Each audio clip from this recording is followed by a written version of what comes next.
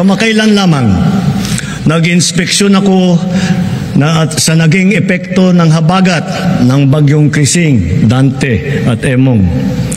Kitang-kita ko na maraming proyekto para sa flood control ay palpak at gumuho. At yung iba, guni-guni lang. Huwag na po tayo magkunwari. Alam naman ng buong madla na nagkakaraket sa mga proyekto.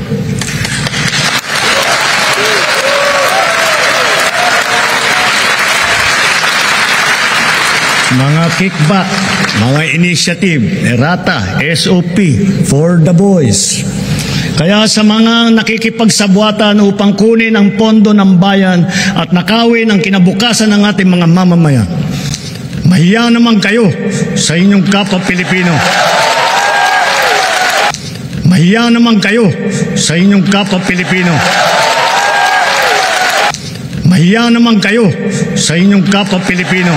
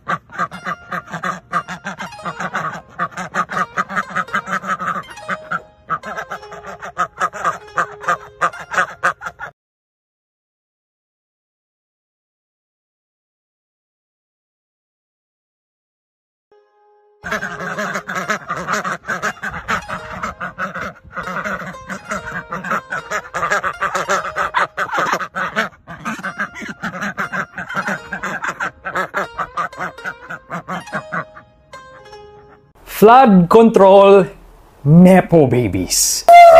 Let's break it down. Flood control, Nepo babies. Let's break it down. Flood control, Nepo babies. Let's break it down. There is bigger fishes to motherfucking fry, especially in the Philippines right now. Like these motherfucking Nepo babies using up people's money to buy and fund their lavish lifestyle and some of their questionable, ugly fashion choices, which I really feel like I saw this video the other day where I'm like, girl, where she was like, they really need to invest in a stylist before they invest on these motherfucking fashion stuff. Because I agree, I would be mad too if I was funding these motherfucking Nepo babies' life and they're buying ugly things. I would be mad, trust. Nako, eto mga kapatid, kasing init din ang issue sa maanomaliang flood control projects ang banat ng social media celebrity na si Bretman Rock sa mga tinaguriang Nepo babies. Sa Instagram, pinuna ni Bretman ang aniyay pangit na damitan ng mga Nepo babies na anak ng mga contractor at politiko. O damitan, pangit damitan. Nahawa ko sa ano. Pero tama yung damitan. Damitan ba? Oo, parang okay. outfit, no? Outfit yun. Damitan okay, yata. Damitan. Madalas din daw niyang nakikita ang mga post ng ilan sa mga ito na ipiniflex ang kanilang luxury items. Ani Bretman, malaking insulto sa mga Pilipino ang pagmamayabang ng mga personalidad na ito, lalo't hindi naman daw bagay sa kanila. Aray ko, ang ipiniflex nila. Oh, ayan na. Pati si Bretman Rock na galit na. Kasi parang sinasabi niya. Oo, tsaka hindi. Ang sarap niya panoorin. Actually. Sinasabi niya, Tita Mase, na ano ba yan? Dami niyo ng pera. Money can't buy class daw, parang gano'n. Totoo naman. Dami nyo ng pera, pera nyo, pinambili nyo pera ng bayan, tapos di pa rin kayo gumaganda. Gano'n yung sinasabi. Ay, may point. So, hindi daw totoo yung pag may pera ka, talagang gaganda ka na. Kasi meron daw siyang mga nakita na May pera, di daw gumanda. Pangit naman Talaga ba? Ako nga minsan yung mga nagpe-flex na ganyan na mga nagpapakita ng mga luxury items, mas pumapangit nga sila sa paningin Para ko. sa'yo. Lalo na pag galing sa nakaw na yaman. Diba? Nakakapangit Oo. siya. Hindi nakakainggit kailanman ang nakaw na yaman. Sabi ko nga, alam mo, I think ngayon medyo nabago na yung pagtingin natin sa mga material na bagay. Dati nga kasi pag may nag-a-upload halimbawa, nakapagpatayo ng bahay, Oo. bumili na magarang kotse, bumili ng kung ano-ano, inspiring agad yung story. Maraming kotse, wow, ganun tayo agad. Nakakabilib. Ngayon, iba na ang mga tao. Oo. Pag may nakita nag-post ang ganun, uy, saan galing pinambili mo dyan? Sa makinuha. Tama naman. Lalo pa pag yung tao na yun connected sa government official. May point. Tama, di ba? O, ito na. Flood control Nepo babies. Let's break it down. Over the past few weeks, the entire Philippines has been calling out flood control project contractors and their kids for their lavish lifestyles. Trips on private jets, tone-deaf vlogs, and a sickening penchant for luxury bags and high-end fashion. All the while, many areas in the Philippines are experiencing heavy flooding and worsening living conditions. See, what all these kids have in common is that they're not just adolescents with cash to burn. They are the sons and daughters of wealthy and influential people that allegedly take advantage of their government connections. And most of the time, it's at the cost of the people. In this day and age, you have the power to help in exposing this. And Matapos iutos ng Pangulo ang lifestyle check sa mga kawani ng gobyerno, inuna na ng netizens ang ilang content creator na kamag-anak ng mga contractor ng flood control project sa bansa. Naka-private plane, kaliwat ka ng bakasyon sa Europa at iba't ibang bansa at luxury shopping spree na umaabot sa milyon-milyong piso. Ganyan ang buhay ng ilang anak at kaanak ng contractors ng flood control projects. Inungkat ng netizens ang marangyang pamumuhay nila habang ang maraming Pilipino paulit-ulit nalulubog sa baha. Ang content creator na ito, anak ng kontraktor na kabilang sa top 15 contractors na may pinakamaraming flood control project sa bansa. Tsuhin at kapatid niya, mga kongresista. Pinapakita niya sa kanyang vlogs at social media na deleted na ngayon ang travel abroad, pati ang outfits niya na milyon-milyong piso ang halaga. Ang suot niyang relo sa larawang ito nagkakahalaga lang naman ng 2.5 million pesos at ang bag 2.3 million pesos. Panglubog sa baha ang marami, lumulutang ang karangyaan ng kaanak ng mga kontraktor at ilang kongresista. Ang tanong ng taong bayan, tama ba ang pagparada ng yaman habang naghihirap ang sambayanan? Ang lubog sa baha ang marami, lumulutang ang karangyaan ng kaanak ng mga kontraktor at ilang kongresista.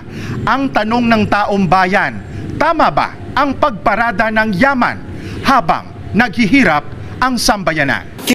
Galit na galit daw si Pangulong Bongbong Marcos sa epekto sa mga Pilipino ng naungkat na korupsyon sa mga flood control project. Iaanunsyo daw niya sa mga susunod na araw ang bubuo ng Independent Commission na bubusisi sa mga anomalya at walaan niya itong sasantuhin. Wala raw sasantuhin kahit pa kaalyado o kaanak. Sa sinumpang salaysay na isinumite nila sa Senate Blue Ribbon Committee, pinangalanan ng mag-asawang Pacifico at Cesara Diskaya ang 17 dati at kasalukuyang congressman, isang regional director ng DPWH, 5 district engineer ng DPWH, isang undersecretary ng DPWH, dating undersecretary sa ilalim ng Office of the President at isang direktor ng Unified Project Management Office. Ilan-anila sa mga ito ay personal umano nilang inabutan ng pera para hindi maipit ang kanilang mga kontrata sa gobyerno. Ayon sa mga Diskaya, 10 to 25% ng halaga ng kontrata ang hinihingi ng cash at walang resibong pinipirmahan. And yet, from this trail of contracts came unimaginable wealth. 40 luxury cars, Bentleys, Rolls-Royce, a lifestyle that speaks louder than any bidding document. But the projects? Flood controls that cannot control floods. So the question must be asked, if this fortune flowed to the Diskayas, what was left for the Filipino people who are supposed to be protected from the floods?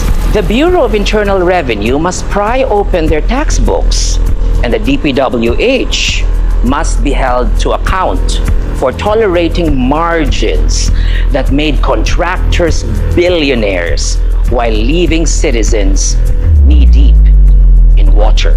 Because the Diskaya story is not theirs alone. It is the story of contractors who grow richer with every contract. While floodwaters rise higher with every storm, their garages overflow with cars, while Filipino homes overflow with mud. Their wealth ascends, while our people sink.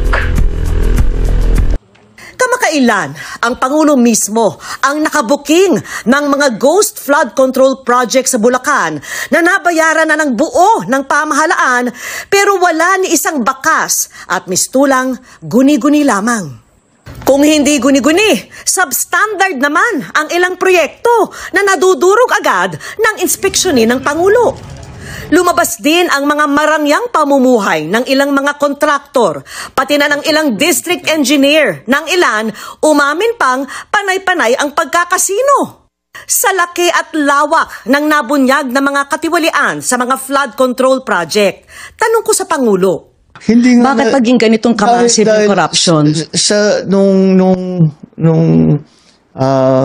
Ako'y governor, hindi ganito. At bukod pa sa laki ng halaga ng nakukuha ng kung sino-sino na tao na wala namang karapatan na bulsahin ang pera na yan, bukod pa ron ay hindi nila tinatago. Garapala na po. In your words, it's economic sabotage? Yeah. Kasi ngayon sila walang pakialam. It did not happen overnight. The simplistic answer will be, paano tayo nagkaganto? Dahil pinabayaan. And what can we do?